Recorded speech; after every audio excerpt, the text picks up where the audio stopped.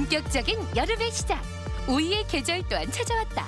오이는 사시사철 즐겨 먹지만 4월 말부터 7월 말까지가 제철로 땀을 많이 흘리는 여름에 먹으면 수분 보충용으로 제격이다. 또한 천연 이뇨제로 체내 나트륨과 각종 노폐물 배출에도 도움을 주는 오이. 특유의 아삭한 식감과 시원한 맛으로 어떤 요리와도 조화를 이루며 사랑받아왔는데 오늘 건강밥상에서는 대표적인 여름 채소 오이와 함께한다. 오이는 90% 이상이 수분으로 되어 있어 건조하거나 갈증이 날 때 섭취하면 체내 수분 흡수에 도움이 됩니다. 또한 몸속 노폐물을 몸 밖으로 배출시키는 작용을 해서 디톡스 식품으로도 많은 사랑을 받고 있습니다. 오이는 면역력 향상과 세포에 좋지 않은 몸속 활성산소를 제거하는 데도 큰 도움이 됩니다. 그래서 오이는 채소계의 산화 방지제로 불리기도 합니다. 자주 섭취하면 면역력 증강으로 인해 각종 잔병 예방에 도움이 되고 무기력한 증상도 개선하는 데 도움이 됩니다. 오이를 고를 때는 꼭지가 싱싱하고 과육이 단단한 것을 선택해야 한다. 또한 너무 굵지 않으면서 모양이 일정하게 고른 것이 좋은 오이다. 오이를 주인공으로 한 첫 번째 요리는 빵 대신 오이로 패티를 감싸 먹는 색다른 오이 버거와 상큼한 오이 피클. 이어서 탱글탱글 양장피와 오이 그리고 포도부를 매콤새콤하게 즐기는 오이 양장피도 만들어보자. 생식이나 샐러드 혹은 조림이나 볶음, 김치까지도 오이는 정말 다양하게 활용되고 있습니다. 오늘은 근사한 파티 요리뿐만 아니라 다이어트 메뉴로도 좋은 오이 버거와 피클 만들어 볼게요. 오이에는 칼륨이 풍부하게 들어있어 체내 나트륨을 배출하고 혈압을 떨어뜨려 고혈압 예방에 효과적이다. 또한 오이에 들어있는 이소코엘세트린 성분은 이뇨작용을 촉진해 부종을 없애는 데 도움을 준다. 오늘의 첫 번째 요리인 오이버거와 피클. 먼저 오이를 손질해야 하는데 오늘 요리에서 오이는 껍질째 이용하는 만큼 소금에 비벼 가시를 제거한 후 물로 깨끗이 씻어낸다. 오이를 이렇게 소금으로 문질러서 닦게 되면 오이 표면의 오돌토돌한 부분까지 꼼꼼하게 깨끗하게 닦으실 수 있어요. 손질한 오이는 버거용으로 도톰하게 썰어주고 패티에 들어갈 양파는 잘게 다져놓는다. 썰어놓은 오이에는 소금을 골고루 뿌려 간을 해놓는다. 피클용 드레싱도 만들어보자. 올리브유에 식초, 올리고당, 소금, 발사믹 식초, 허브가루를 넣고 잘 섞어준다. 피클용 오이는 얇게 썰면 식감이 사라질 수 있는 만큼 두툼하게 썰고 한 번 더 가늘게 비늘 썰기를 해놓는다. 오이는 이렇게 비늘 썰기를 하게 되면 드레싱의 맛도 더 잘 배게 되고 아삭한 식감도 잘 살릴 수가 있습니다. 썰어놓은 오이는 드레싱으로 버무려 놓는데 비늘 썰기한 부분까지 촉촉하게 베어들도록 한다. 다진 돼지고기와 다진 마늘, 빵가루, 허브가루, 소금 등을 넣고 치대며 패티 반죽을 만든다. 반죽이 완성되면 본격적으로 패티를 만드는데 패티 모양은 오이보다 조금 큰 원형으로 빚은 후 납작하게 눌러 모양을 잡아준다. 그런 다음 달군 팬에 기름을 두르고 패티를 노릇하게 구워준다. 오이도 구워주는데 기름을 두르지 않은 팬에 오이를 올리고 앞뒤로 구워준다. 이때 너무 무르지 않을 정도로 적당히 익혀줘야 부드러우면서도 고소한 맛이 살아난다. 익힌 오이의 향과 맛이 싫으신 분들은 생오이로 신선한 식감을 살려서 오이버거를 만드셔도 좋습니다. 재료 준비가 모두 끝나고 버거를 완성할 차례. 오이 위에 패티를 올리고 다시 오이를 덮어 버거를 만든다. 그리고 드레싱에 절여놓은 오이 피클까지 곁들이면 오이 버거와 피클 완성! 감칠맛 나는 반전의 조합, 오이 버거와 피클. 빵 대신 오이로 감싸 더욱 싱그럽고 상큼한 맛이 일품이며 새콤한 오이 피클 또한 입맛을 당기게 만든다. 오이는 어떤 재료와도 조합이 좋습니다. 매콤하고 새콤달콤한 소스로 버무려낸 아삭한 오이와 포도부, 양장피의 조합은 그야말로 별미인데요. 오늘은 양꼬치집에서 즐겨 먹는 오이 양장피 만들어 볼게요. 열량은 낮고 포만감이 높아 다이어트에도 효과적인 오이. 특히 오이의 껍질에 섬유질이 들어있기 때문에 통째로 먹는 게 좋으며 비타민 A와 비타민 C, 포도당도 많이 들어있어 피로 회복에도 도움을 준다. 오늘의 두 번째 요리인 오이 양장피. 먼저 소금으로 문질러 깨끗이 씻어낸 오이를 통째로 준비한다. 그런 다음 꼭지를 잘라내고 길게 반으로 가른 후 어슷썰기를 해준다. 취향에 따라 오이의 양을 조절하시면 되는데요. 오이 양장피는 오이가 메인인 만큼 오이를 듬뿍 넣어서 싱그럽고 아삭한 양장피를 드셔보세요. 양장피에 들어갈 다른 채소도 준비한다. 당근과 대파, 양파는 채썰기를 해놓는다. 부드러우면서도 쫄깃한 식감이 특징인 포도부도 준비해 가늘게 썰어 넣는다. 이어서 끓는 물에 양장피를 넣고 삶아주는데 너무 오래 삶으면 퍼질 수 있기 때문에 약간 색이 진해진 듯 하면 건져낸다. 그런 다음 찬물에 헹궈주고 체에 받쳐 물기를 없애준다. 삶은 양장피는 찬물에 헹궈서 체에 받쳐서 건져주셔야 되는데요. 물기가 남아있으면 소스가 잘 묻지 않아서 맛이 없게 됩니다. 물기를 완전히 빼주세요. 이제 요리의 맛을 좌우할 소스를 만들자. 간장과 고춧가루, 식초, 다진 마늘, 고추기름, 설탕, 소금, 참기름을 넣고 잘 섞어준다. 볼에 모든 재료를 넣고 소스가 골고루 스며들도록 잘 버무려주는데 식성에 따라 설탕이나 식초를 추가하면 더욱 새콤달콤한 오이 양장피를 즐길 수 있다.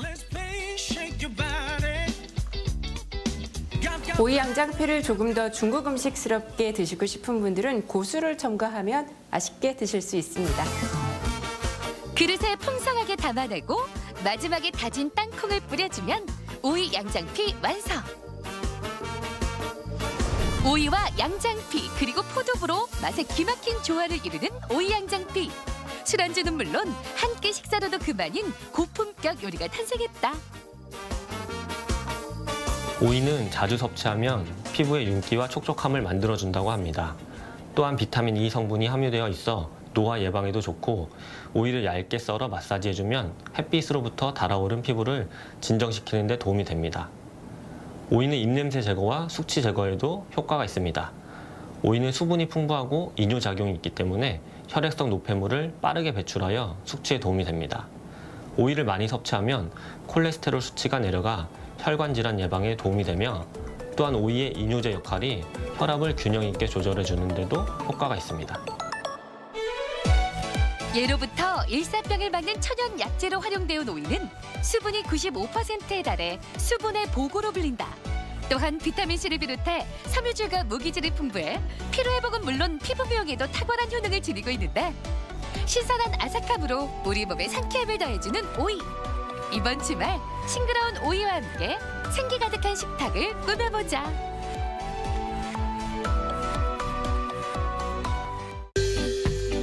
건강플러스 인사드립니다. 안녕하세요. 임보라입니다. 코로나19로 인해 병원 방문을 꺼리는 분들이 많아지면서 예방접종률도 뚝 떨어졌다고 하는데요. 하지만 예방접종을 하지 않았다가는 다른 감염병에 시달릴 수 있습니다. 특히 고령층의 경우에는 폐렴구균 예방접종을 반드시 해야 합니다. 하지만 예방접종률이 작년의 3분의 1 수준으로 떨어졌다고 합니다. 폐렴은 발열과 기침, 그리고 흉통을 동반하고 사망률도 나이가 많아질수록 더 높아지기 때문에 반드시 65세 이상이라면 병원을 찾아서 예방접종을 받으시기 바랍니다.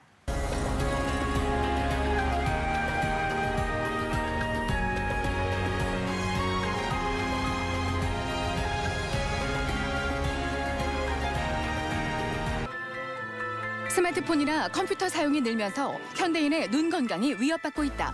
우리 눈에는 눈꺼풀 위아래 입구에서부터 코를 통해 눈물이 빠져나가는 배출로가 있는데 눈물 배출 경로에 문제가 생기면 눈물이 잘 배출되지 않고 눈물이 고이다 밖으로 흐르게 되면서 다양한 증상을 유발하게 되며 이를 눈물길 질환이라고 한다. 일단 눈물길 질환이라는 것은 눈물을 생성하고 눈물이 배출되는 그 일련의 해부 구조들이 있는데 거기에 이상이 생기면서 발생하는 모든 질환을 총칭해서 말하는 것이고요. 크게 나눴을 때는 이제 염증성 질환, 그다음에 해부 구조가 좁아지거나 막히는 현상 이렇게 나눌 수가 있습니다. 눈물길 질환은 눈물이 과도하게 나와 눈곱을 끼게 하고 충혈이나 통증을 동반할 수 있어 결막염이나 안구 건조증 등으로 착각해 치료 시기를 놓치는 경우가 많다. 하지만 고인 눈물 때문에 염증이 반복되면 수술이 어려울 수 있고 시력장애까지 올 수 있는 만큼 조기에 치료를 받는 것이 중요하다. 오늘 TV 주치에서는 눈 건강의 적신호, 눈물길 질환에 대해 자세히 알아본다. 시도 때도 없이 눈물이 나고 손수건 없이는 외출하기가 힘들다는 분들 많죠. 이런 경우에는 눈물길 질환을 의심해 봐야 하는데요. 오늘 이 시간 눈물길 질환에 대해서 자세히 알아보도록 하겠습니다. 도움 말씀에 가톨릭대학교 대전상모병원 안과 조원경 교수님 모셨습니다. 안녕하세요. 안녕하세요. 네. 오늘의 주제가 눈물길 질환인데요. 흔히 이 눈에 눈물이 많은 경우에 우리가 눈물샘이 막혀서 그렇다고 생각할 수 있는데 눈물샘과 눈물길의 차이가 뭘까요? 네, 쉽게 말해서 눈물샘은 눈물을 만들어낸 장소에 해당하고 눈물길은 눈물이 배출되는 일련의 통로를 통칭해서 말하게 되는데요. 그림에서 살펴보시듯이 이제 좌측 상단에 구름 모양으로 되어 있는 데가 이제 눈물을 만들어내는 공장에 해당하는 눈물샘. 여기서 만들어진 눈물이 눈 겉면을 이제 도포를 한 후에 코 쪽으로 이동을 하여 위 아래 눈꺼풀의 작은 구멍, 눈물점을 통해서 눈물 소관을 지나 눈물 주머니로 빠져나가게 됩니다. 여기 눈물점서부터 눈물 소관을 지나 눈물 주머니에 이르는 길을 눈물 배출로라고 말할 수 있습니다. 눈물샘은 눈물을 생성하고 또 눈물길은 눈물을 배출하는 통로라고 생각하면 쉬울 것 같은데요. 자, 그렇다면 눈물길 질환에는 어떤 게 있을까요? 눈물을 생성하고 배출하는 구조에 이상이 생겨서 발생하는 모든 질환을 통칭해서 눈물길 질환이라고 말하는데 가장 흔하게 나타나는 것이 눈물 흘림 현상입니다. 그래서 눈물 흘림 현상은 꼭 배출로에 이상이 있는 경우도 있지만 이상이 없이 눈물을 과다하게 생성하는 경우에도 나타날 수 있고요. 이 두 가지가 모두 동시에 있어서 이제 눈물 흘림 현상이 나타나는 경우도 있습니다. 네. 눈물길에서 나타나는 질환을 다 통칭하는 만큼 종류도 여러 가지가 있을 것 같아요. 종류를 나누는 기준은 여러 가지가 있지만 크게 이제 선천 눈물길 질환과 후천 눈물길 질환으로 이제 나누어 볼 수 있습니다. 선천 눈물길 질환은 이제 태어날 때부터 가지고 있는 여러 가지 이제 문제점이 있겠고요. 또 태어날 때는 괜찮았지만 나이가 들면서 후천적으로 눈물길 질환이 생기는 경우가 있습니다. 선천 눈물길 질환에는 눈물길이 막히는 경우가 있고 또 액세서리로 이제 눈물 새끼를 만들어내는 그런 종류가 있고 후천 눈물길 질환에는 이제 눈물길 막힘뿐만 아니라 이제 눈물 주머니에 염증이 생기는 그런 경우가 있겠습니다. 네. 그러니까 선천성과 후천성으로 나눠볼 수 있다고 말씀을 해주셨습니다. 선천성을 먼저 살펴보면 태어난 지 얼마 안 된 이 신생아들에게도 눈물길 질환이 나타나는 경우가 많다고요? 네, 일단 엄마 뱃속에서부터 이제 해부 구조로 눈물 배출로가 생성이 되기 시작하는데요. 보통 이 정상적인 눈물 구조를 가지고 있다 하더라도 통로가 매우 좁고 또 이제 배출되는 이제 끝쪽 관에 한 70% 정도는 다 개통이 되지 않은 상태로 태어나는 경우가 많습니다. 대부분은 생후 한 달 정도 지났을 때 이제 증상이 모두 소실이 되지만 지속해서 증상이 나타나는 아가들도 상당수가 있습니다. 네. 그런데 만약에 눈물길에 문제가 없는데도 눈물이 자주 나는 아기들도 있을까요? 이런 아이 같은 경우는 이제 눈물이 굉장히 높게 고여 있고 누가 봐도 아이가 울기 일보 직전인가 이렇게 생각을 할 텐데 자세히 보시면 여기 속눈썹이 이제 까만 눈동자에 붙어 있습니다. 그래서 눈썹이 자극을 일으켜서 또 눈물을 많이 이제 생성하게 할 수 있습니다.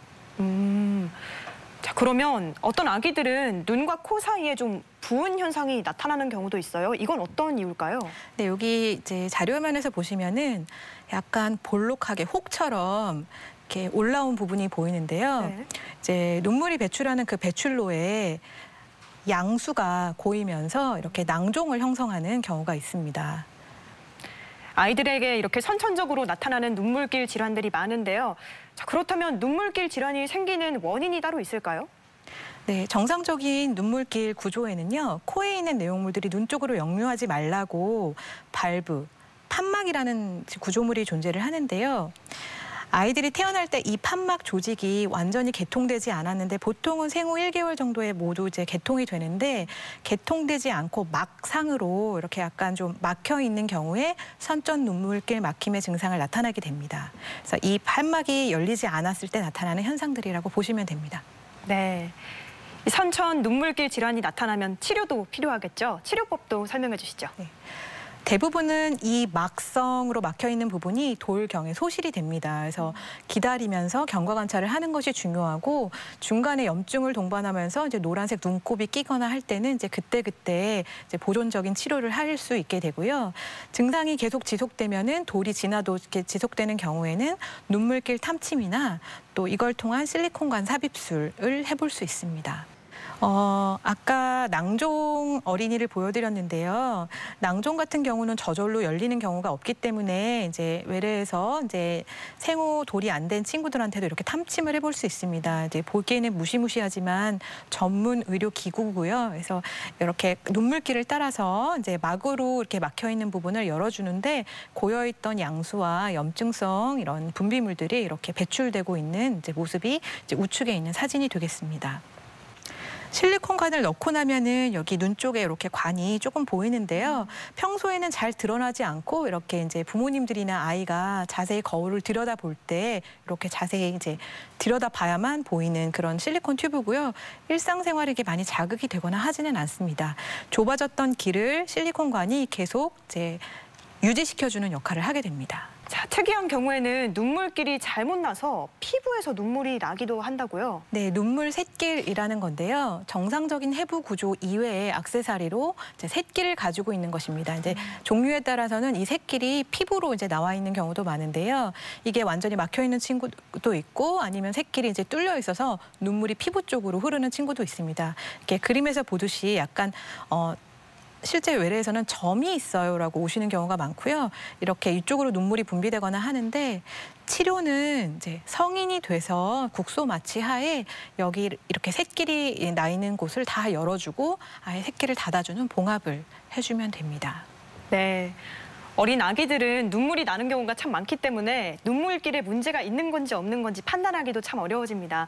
눈물길에 문제가 없어도 눈물이 나는 경우가 많겠죠? 네, 아까 보여드렸던 사진 중에 속눈썹 찔림으로 인해서 각막이 많이 긁히거나 자극을 받아서 눈물을 과다 분비하게 돼서 이제 눈물이 나는 친구들도 있고요. 결막염이 있을 때도 결막의 염증으로 인해서 눈물이 심하게 나는 경우가 있습니다. 또 비염이 있는 친구들은 이제 코로 배출되는 코 쪽 안쪽이 이제 부으면서 밖으로 이제 배출돼야 되는 눈물이 이제 코 안이 부어서 잘 배출이 못 되면서 비염이 있는 친구들한테도 눈물이 많이 흐를 수 있습니다. 네. 건강플러스 오늘은 눈물길 질환에 대해서 자세히 알아보고 있는데요. 이번에는 병원을 직접 찾아가서 환자들을 만나보고 이 눈물길 질환의 진단법과 치료법을 알아보도록 하겠습니다. 화면으로 만나보시죠. 적당량의 눈물은 눈의 표면을 촉촉하게 해주고 살균 작용을 하면서 눈을 보호해주지만 눈물이 과도하게 나올 경우 시야의 흐름을 방해하거나 자신의 의지와는 상관없이 눈물이 흘러내려 일상생활에 큰 불편을 초래할 수 있다. 눈물이 시도 때도 없이 흐르는 이유는 대체로 눈물이 빠져나가는 배출로인 눈물길이 막혀있기 때문이다. 오늘 어떤 증상으로 병원에 오시게 되셨어요? 그러니까 그전에는 안 그랬었는데 집에서 그냥 일을 하다가도 눈물이 조금 그전보다 많이 나오니까 눈 옆에가 좀 따끔거리고 그리고 이제 그게 심해지니까 자꾸 닦아야 되고 그래서 불편해가지고 검사 한번 해보려고 왔습니다. 주로 외출할 때만 저명하세요? 아니면 실내에서도 이제 흐르는 정도로 꽤 있으세요? 실내에 있을 때도 좀 눈물이 고일 때도 있는데 가끔 타고 흘러내릴 때도 있어요. 혹시 약 드시는 거나 다른 뭐 네. 갑상선 질환이나 네. 뭐 그런 위에 이상이 있어서 치료받거나 약 드시는 거 있나요? 아니요, 아직까지는 약 먹는 건 없어요. 눈물길 질환은 선천적 요인과 후천적 요인으로 나눌 수 있는데 영유아가 아닌 성인에게서 눈물 흘림 증상이 나타난다면 대부분 후천적인 요인에 의한 것이며 노화로 인해 눈물길이 좁아졌을 가능성이 크다. 이 환자는 이제 실내에서도 눈물이 지속적으로 흐르는 불편감 때문에 일상생활에 많이 지장을 받고 눈꺼풀 가쪽이 이제 쓰라리고 이런 현상으로 내원하신 분인데요. 관류 검사를 해보니까 이제 완전히 막힌 것은 아니고 기능적으로 배출하는 기능이 조금 떨어지시고 부분적으로 눈물길이 좁아져 있는 게 확인이 되십니다. 간단하게 본래의 눈물길을 따라서 실리콘관을 삽입하는 수술을 하면 증상은 많은 호전을 보이십니다. 눈물 흘림증에는 다양한 원인이 있기 때문에 눈물길 막힘에 의한 눈물 흘림인지 알아보기 위해 기본적으로 식염수 관류 검사를 시행한다. 이 검사는 생리식염수를 코 눈물길로 흘려보내서 눈물길이 막혔는지 여부를 확인하는 검사법이며 이외에도 조영제를 눈물 소관으로 주입해 협착을 확인하는 눈물길 조영수를 비롯해 눈물길 신티그래피라고 하는 핵의학 검사도 추가로 시행할 수 있다. 네, 어머니 수술하시기 전이랑 수술하고 난 다음에 눈물 나는 정도는 많이 편안해지셨어요? 네, 수술하기 전에는 바깥에 나갈 때는 손수건 없이는 못 나갔어요. 그런데 수술하고 나서는 눈물도 안 나오고 진짜로 좋아요. 수술 받으시고 실리콘 관 넣어놓은 상태로 몇 달 지내셨잖아요. 네. 그 지내시는 동안에 뭐 특별히 불편하신 건 없으셨어요? 네, 많이 불편하든 않은데 가끔 가다 조금 따끔거리고 충혈이 있었는데 시방은 빼고 나서 괜찮아요. 여성의 경우 잦은 눈 화장으로 인해 눈물 배출 통로에 이물질이나 염증 물질이 쌓여 통로가 막히기도 한다. 또한 눈물 흘림 현상은 눈꺼풀이 말려서 속눈썹이 눈을 찌르거나 안구 건조증 혹은 눈꺼풀 염증으로도 나타날 수 있는 만큼 원인 질환의 감별 또한 중요하다. 이 환자분의 경우는 한 30년이 넘도록 증상이 계속 지속되셨는데 10여 년 전에 이제 타 병원에서 눈물길을 열어주는 수술을 한 번은 받으셨다고 합니다.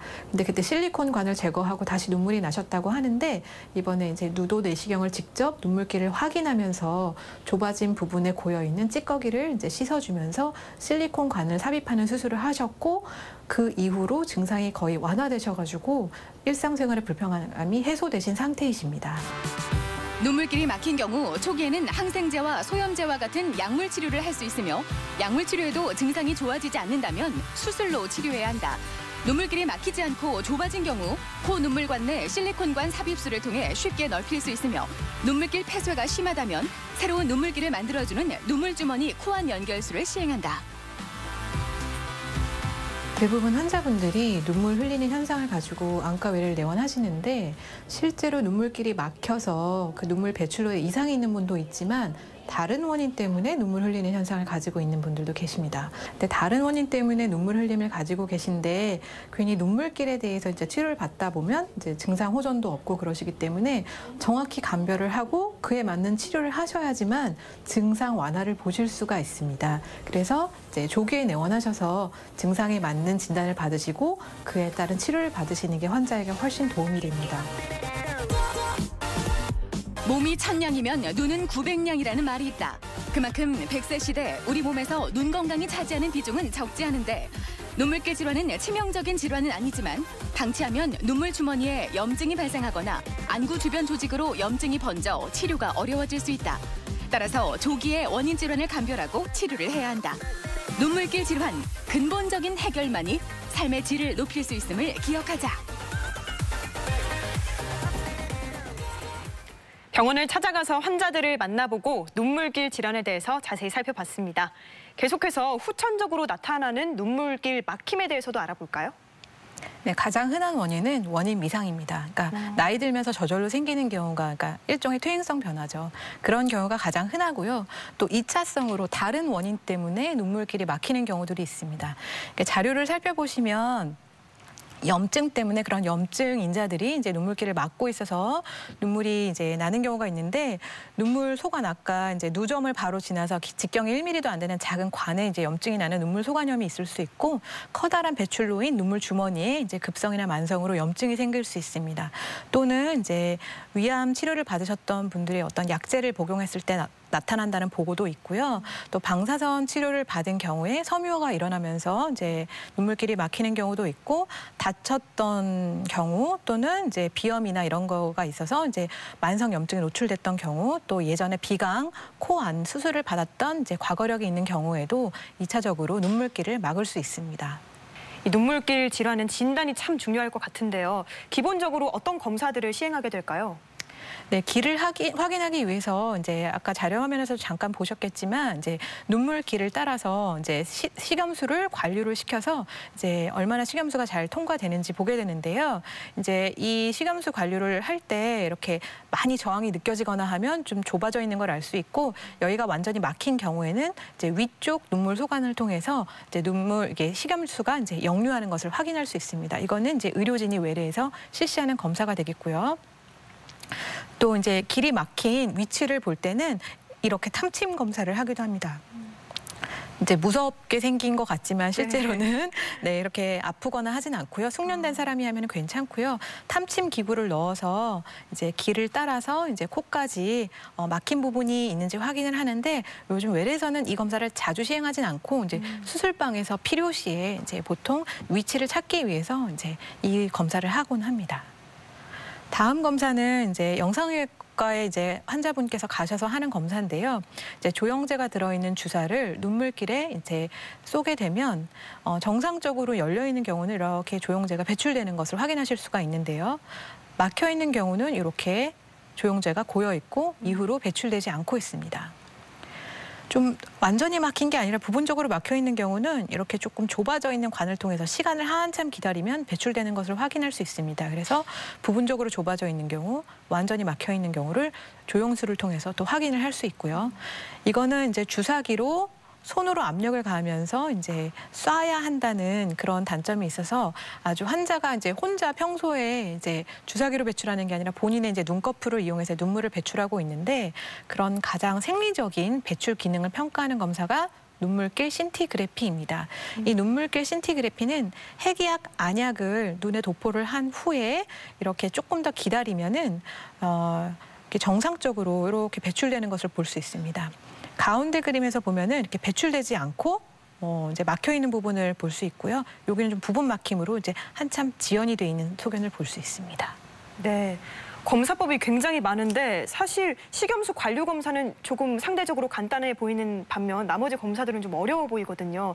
이게 특별한 사항에서 다른 검사를 시행하는 건가요? 보통 식염수 관류 검사로 이제 숙련된 선생님들은 이제 많이 파악을 하시게 되고요. 네, 거기서 이제 역류가 많이 있으면 다른 검사들을 생략하는 경우도 많이 있습니다. 네. 자, 이 눈물길 질환으로 진단을 받는다면 자, 그 다음에 좀 치료가 어떻게 이루어질까요? 대부분 일단 막힌 눈물길이 저절로 열리는 경우는 별로 없습니다. 그래서 일상생활에 많이 지장을 받는 경우 수술을 고려할 수 있습니다. 수술 말고 저절로 좋아지는 경우는 거의 없기 때문에 이제 수술은 그 여러 가지 종류가 있는데 완전 막힘과 이제 부분 막힘에 따라서 수술 종류를 선택을 할 수 있게 됩니다. 부분적으로 이제 원래 길이 완전히 막힌 것은 아니고 조금 막혀 있는 경우에는 간단하게 본래의 눈물길을 따라서 실리콘으로 되어 있는 관을 삽입하는 실리콘관 삽입술을 시행해 볼 수 있습니다. 튜브는 아까도 이제 여쭤보신 것처럼 외래에서 한 6개월 정도 튜브를 넣어놓고 있다가 제거를 하게 되고요. 눈물길이 완전히 막혀 있는 경우는 이제 그 눈물길을 살릴 수가 없기 때문에 그때는 새로운 지름길을 만들어주는 눈물 주머니 코 안 연결술이라는 수술을 하게 됩니다. 이 수술은 이제 과거에는 피부를 절개해서 많이 시행을 했는데요. 요즘은 이제 내시경을 통해서 이제 많이 수술을 하고 있습니다. 네, 일반적인 눈물 주머니 코 안 연결술을 내시경을 이용해서 최근에 많이 하게 되는데요.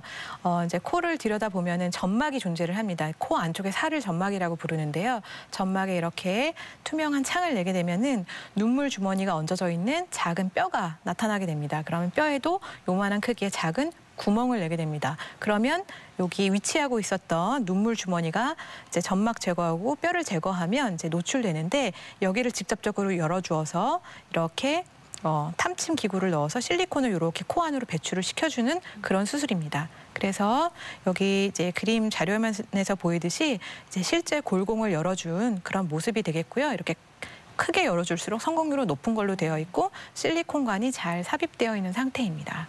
그리고 이제 겉에서 눈에서 보면은 이제 현미경으로 확대해서 보면 이렇게 튜브가 보이지만 일상생활할 때는 튜브가 크게 보이지 않은 상태이고요. 네. 수술이 다 끝나고 난 다음에 튜브를 제거하고도 이제 수개월이 지난 후에 이제 골공이 잘 눈물이 이쪽으로 이렇게 배출되는 모습을 보실 수 있습니다. 네. 최근에는 내시경을 활용한 수술도 활발하게 이루어진다고 들었는데요. 어떤 건가요? 네, 아까 보여드렸던 거는 이제 비각 내시경이라고 해서 이제 좀 직경이 크고 화면을 코 안으로 직접 이제 볼 수 있는 코 안으로 넣어서 이제 보는 그런 내시경이고요. 최근에 이제 직경이 1mm도 되지 않는 굉장히 가느다란 누도 내시경이라는 기구들이 이제 소개가 되고 있습니다. 그래서 누도 내시경이라는 거는 눈꺼풀에 있는 누점도 직경이 1mm가 되지 않거든요. 그래서 작은 구멍을 통해서 실제 눈물길을 직접 확인하면서 이제 고여있는 찌꺼기를 배출을 이제 씻어주던가 하면서 이렇게 보는 모습입니다. 그래서 실제 노도내시경으로 보는 이제 사진인데 보면 이게 아까도 말씀드렸지만 직경이 1mm도 되지 않습니다. 잘 선명하게 보이지 않으실 수도 있는데 뭔가 어둡게 동굴처럼 보이는데 제가 이제 물을 이렇게 계속 관류를 시키면서 이렇게 내시경을 앞으로 전진하고 있는 모습입니다. 그래서 이렇게 이제 사실 이렇게 조금만 다른 각도로 움직여도 화면에 이제 잘 안 잡히기 때문에 조금 조심스럽게 이렇게 내시경이 누점을 지나 눈물 소관을 이제 통과하는 모습이고요. 눈물 소관은 위아래 눈꺼풀에 각각 있기 때문에 코로 들어가기 전에 한번 이제 만나게 됩니다. 그걸 공통 눈물 소관이라고 하는데 공통 눈물 소관에 도착하기 전까지 지금 이렇게 내시경이 앞으로 서서히 전진하고 있는 모습입니다. 그래서 점점 이렇게 좀 커지는 모습이 이제 공통 눈물 소관에 이제 거의 다다른 모습이고요. 네. 여기를 통과하면 이제 눈물 주머니로 내시경이 지나가게 되고 눈물 주머니로 이제 내시경이 통과하고 나면 지금 이렇게 회색빛으로 보이는 주변부가 핑크색 빛으로 이제 살로 이렇게 변하게 됩니다. 그래서 색깔이 아까랑 좀 다른데 눈물 주머니 안에 이제 누도 내시경이 진입을 한 모습이고요. 얘가 이제 코 하비갑게 아래쪽까지 이렇게 쭉 전진을 해서 여기 보면 중간에 플라크 찌꺼기들이 있어서 계속 관류를 하면서 내시경을 전진시키고 있는 그런 수술 영상이 되겠습니다. 그렇다면 이 눈물길 질환을 치료하고 나면 재발될 확률은 어느 정도일까요? 수술이 성공적으로 잘 됐다 그러면 재발할 확률은 매우 낮습니다. 그래서 10% 이내이고요. 만약에 이제 수술 전 코안 상태가 좋지 않았다던가 예를 들면 해부 구조적으로 매우 좁았다던가 기존의 염증을 앓았다던가 하는 경우에는 재발률이 조금 더 가능성이 올라가지만 그냥 일반적인 눈물길 막힘이었다 그러면 재발 가능성은 10% 이내 쪽으로 보시면 됩니다. 네. 어떤 치료든 수술 이후가 참 중요할 텐데요. 수술 후에 관리 방법도 알려주시죠. 네, 눈물 주머니 코안 연결술을 받은 경우에는 코안에 이제 튜브가 계속 위치를 하게 됐기 때문에 이제 코안 세척을 매일매일 해주시는 게 중요합니다. 그래서 코안 세척을 매일 해주시고 또 이제 코딱지나 이런 피딱지 이런 것들을 이제 제거하시기 위해서 안과에 이제 정기적으로 내원하시는 게 좋고요. 그리고 튜브가 빠지지 않게 조심하시는 게 중요한데 튜브는 재채기만 해도 빠질 수가 있거든요. 그래서 보통 눈 감고 재채기 하시라고 말씀드리고 무의식적으로 세수하다가 이제 눈곱 떼듯이 하다가 튜브가 빠지는 경우가 많습니다. 그래서 눈곱 떼는 것도 좀 일부러 신경 써서 튜브를 좀 조심하라고 말씀드리는 편이고요. 혹시 튜브가 빠진 경우에는 본인이 가위로 자르거나 하면 튜브의 일부가 코 안에 남을 수가 있기 때문에 절대로 가위로 자르거나 하지 마시고 반창고 같은 걸로 이제 고정을 하신 후에 천천히 병원에 내원하시면 됩니다. 네. 다양한 치료법까지 알아봤는데요. 자, 그런데 다른 원인으로 눈물 흘림이 나타나는 경우도 당연히 있겠죠. 네. 제가 진료실에서 만나는 제 대부분의 환자분들이 눈물 흘린다고 오시는 분 중에 절반 이상은 눈물길 막힘이 없으신 분들이 많습니다. 가장 흔한 질환은 안구 건조증인 것 같습니다. 눈이 많이 건조하면 그 건조함을 극복하기 위해서 반사적으로 내 몸에서 눈물을 일시적으로 많이 생성을 하게 됩니다. 그거를 이제 반사 눈물이라고 하는데 그런 반사 눈물이 한번 지속이 되면 계속해서 이제 눈물을 닦아내야 되는 그런 상황이 옵니다. 그래서 안구 건조증이 있는지 반드시 감별을 하시는 게 좋고요. 안구 건조증이 있는 경우는 오히려 눈물길이 어느 정도 막혀 있는 편이 환자분의 증상을 좀 완화시켜주기도 합니다. 그 다음으로는 눈꺼풀 테두리에 이제 염증이 있는 경우인데요. 눈꺼풀 테두리 염증이 계속 끊임없이 눈 표면을 자극을 하면서 눈물을 분비하게 됩니다. 그리고 눈꺼풀의 위치가 이제 겉으로 말려 있는 경우 이제 눈 표면이 노출되는 부위가 많아지면서 눈이 시리면서 이렇게 눈물이 나게 됩니다. 그래서 눈 주변부가 이제 발적이 심하시고 이렇게 좀 기름기 섞인 찌꺼기들이 이제 많이 고여 있는 게 눈꺼풀 염증이 되시겠고요. 이렇게 보시면 이 피부가 여기 탁 붙어 있어야 되는데 이렇게 붉은 부분, 이제 눈의 안쪽 면이 이렇게 노출되고 눈물점이 눈 표면에 딱 붙어 있어야 되는데 이렇게 겉으로 말려 있으면서 이제 눈물을 많이 생성하게 됩니다. 이분은 실질적으로 이제 눈물길 막힘이나 이런 건 없으셨는데 눈물이 많이 흘러서 이제 외래에 내원하셨던 분입니다. 네. 궁금해지는 게 안구 건조증은 좀 건조하면 많이 생기잖아요. 눈물길 질환도 계절에 따라서 많이 생기는 경우가 있나요? 보통 이제 눈물길 질환은 어느 정도 다들 가지고 계신데 증상 발현이 찬바람이 부는 가을, 겨울에 더 심해지십니다. 이제 증상이 완전히 막히신 게 아니라 좀 부분적으로 막히셨던 분들이 이렇게 심하지 않으셨던 분들은 날이 좀 따뜻해지면 좀 증상이 완화되는 그런 현상이 있고요. 가을, 겨울에 이제 눈물 흘림이 많아지는 그런 현상이 있습니다. 네. 자, 마지막으로 평소에 우리가 눈 건강을 지킬 수 있는 방법 알려주시면 좋을 것 같습니다. 네, 이제 외래에 내원하셔가지고 가장 많이 듣는 것 중에 이제 눈물길 좀 뚫어달라, 네. 간단하게 한다더라 이렇게 많이 오시는데요. 제가 아까 이제 식염수로 관류 검사를 하는 것이 있는데 사실은 직경이 1mm도 안 되는 굉장히 예민한 장소이기 때문에 탐침 세척 검사들을 자주 하는 것은 오히려 외상을 입어서 길을 더 좁아지게 할 수 있습니다. 그래서 잦은 눈물길 관류 검사는 절대 권하지 않습니다. 그리고 건조증이 있을 때 눈물약 많이 넣으면 오히려 앞으로 눈물이 분비가 안 된다던데 이거 넣어도 되나요? 개인적으로 저는 10년 넘게 눈물약을 쓰고 있습니다. 네. 그래서 잦은 눈물약 사용은 괜찮은 걸로 되어 있고요. 눈을 자주 비비는 행위는 이제 각막에 상처를 내서 오히려 눈물을 더 많이 나게 하고 난시를 증가시킬 수 있기 때문에 그런 건 피하시는 게 좋고, 손수건으로 눈물을 자주 닦으시는데 위생적으로도 좋지 않고 또 닦아내시면서 각막을 많이 쓸기 때문에 추천하지 않습니다. 네. 대전 MBC 건강플러스, 오늘은 눈물길 질환에 대해서 자세히 알아보고 있는데요. 이번에는 눈물길 질환에 대한 오해와 진실을 OX로 풀어보겠습니다. 먼저 첫 번째 질문입니다. 눈물길 일부가 막힌 상태에서 그대로 방치하면 눈물길이 완전히 막힐 수 있다. O일까요, X일까요? O입니다. 네, 방치하면 진행하면 나중에 완전히 막힐 수 있습니다. 물론 그 상태로 계속 이제 부분 막힘으로 평생 가시는 분도 있지만 완전히 막힐 수 있습니다. 네, 빨리 병원을 찾아야겠네요. 그게 좋죠. 네.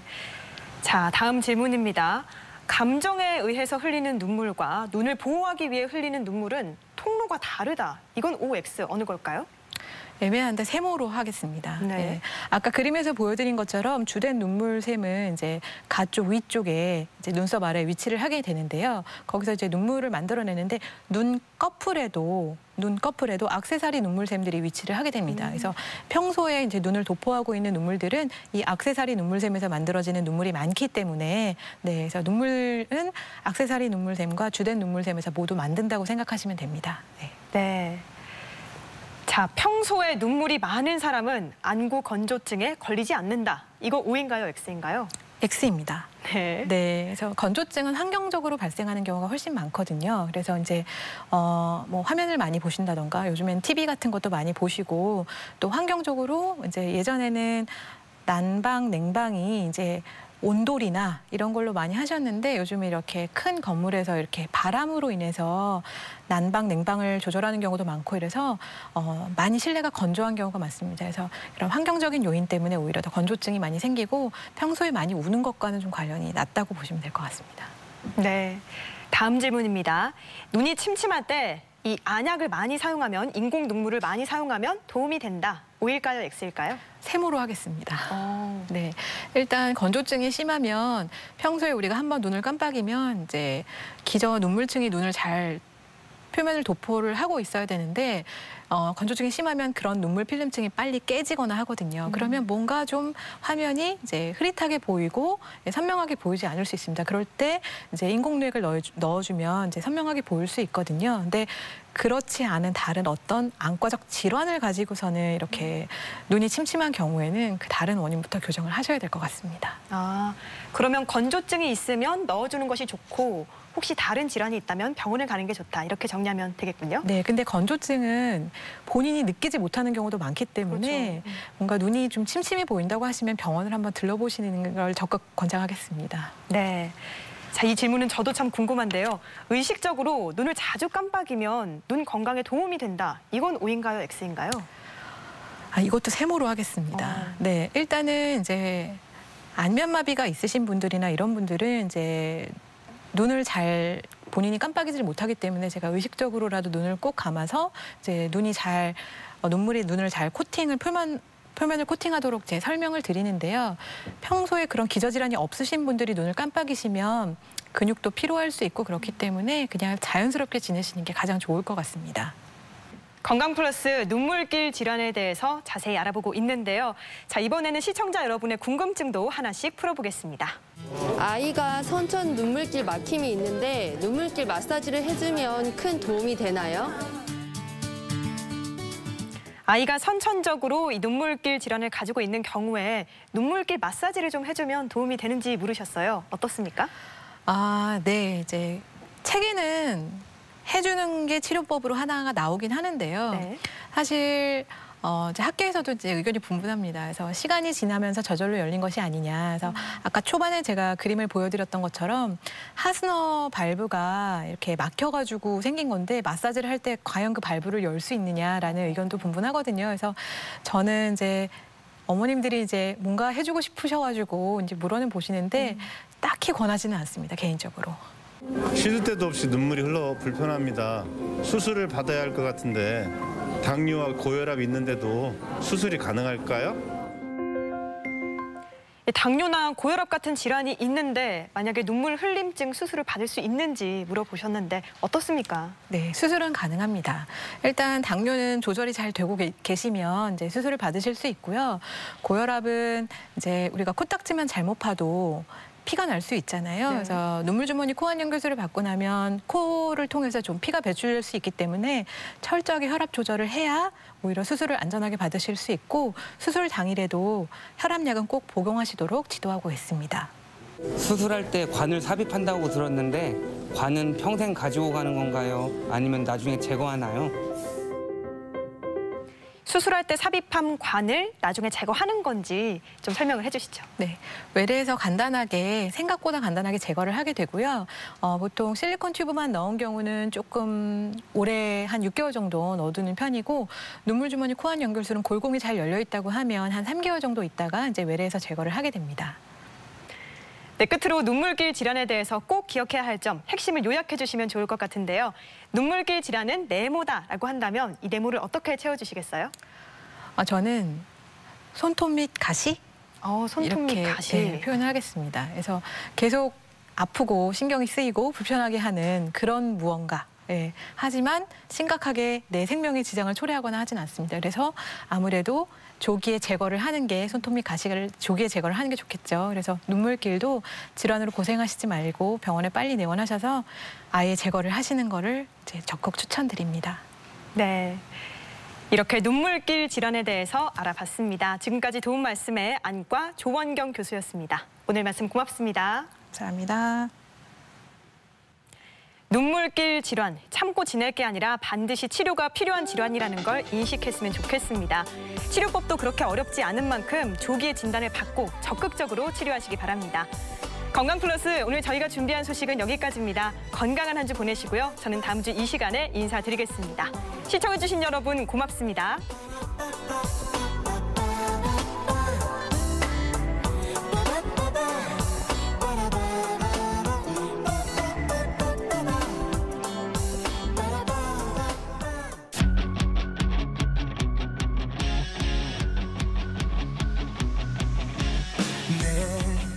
시절 우연히